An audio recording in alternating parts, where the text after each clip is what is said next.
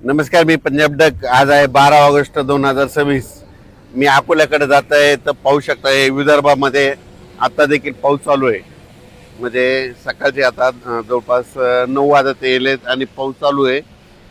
आणि या ठिकाणी परत एक अंदाज सांगणार आहे. आणखीन विदर्भामध्ये 12, 13, 14, 15 ऑगस्ट पर्यंत असंच दररोज वेगवेगळ्या भागात पाऊस पडणार आहे म्हणून हा अंदाज सर्व शेतकऱ्यांनी लक्ष द्यायचा. पण सोलापूर जिल्हा, बीड जिल्हा, लातूर आणि धाराशिव जिल्ह्यातल्या शेतकऱ्याला सांगू इच्छितो की तुमच्याकडे मात्र 15 आणि 16 ऑगस्टला चांगला पाऊस येणार आहे म्हणून तुमच्यासाठी एक आनंदाची बातमी.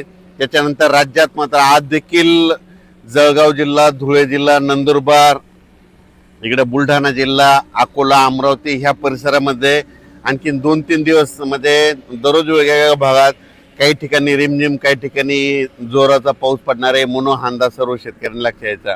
राज्यात सांगायचं झालं तर पश्चिम महाराष्ट्राकडे फक्त थोडाफार सरीव सरी येतील म्हणून हा अंदाज लक्ष द्यायचा. कोकणपट्टी आणि घाटमाथ्याचा पाऊस मात्र ते चालूच राहील. पुण्याकडं, नाशिककडं सरीव सुरुवात येईल म्हणून हा अंदाज पुणेकरांनी, नाशिककरांना अंदाज लक्ष द्यायचा.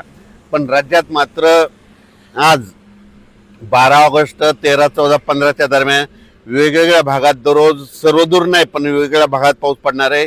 सगळ्यात जास्त विदर्भाकडे जास्त पाऊस असणार आहे म्हणून विदर्भातल्या शेतकऱ्यांना अंदाज लक्ष द्यायचा.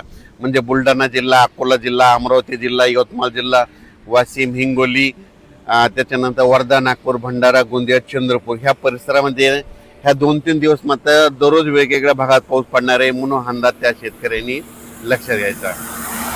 त्यानंतर नांदेड जिल्हा, लातूर जिल्हा, परभणी जिल्हा, हिंगोली, बीड, जालना, संभाजीनगर या परिसरामध्ये आज मध्ये 12-13 तारखेला आज दुपारनंतर रात्रीच्या चांगला जोराचा काही काही ठिकाणी पाऊस पडणार आहे म्हणून हा अंदाज परभणी, जालना शेतकऱ्यांनी लक्ष द्यायचा.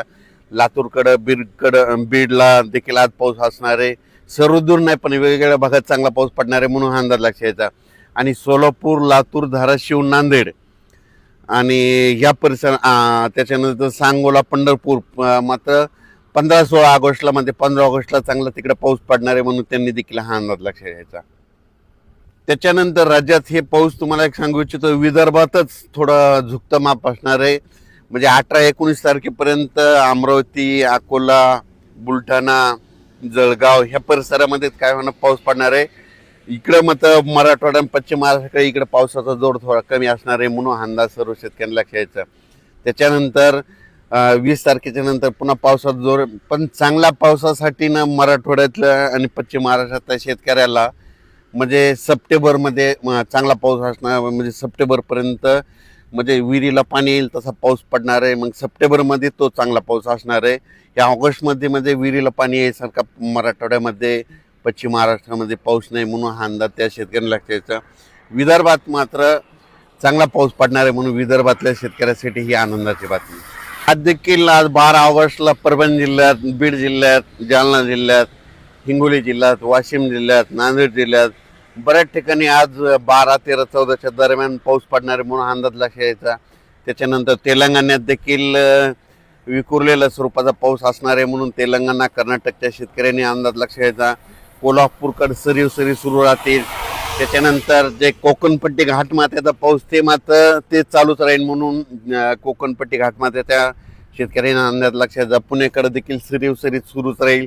काही ठिकाणी रिमझिम पाऊस पुण्याकडं, नाशिककडे ते पाऊस चालूच राहणार.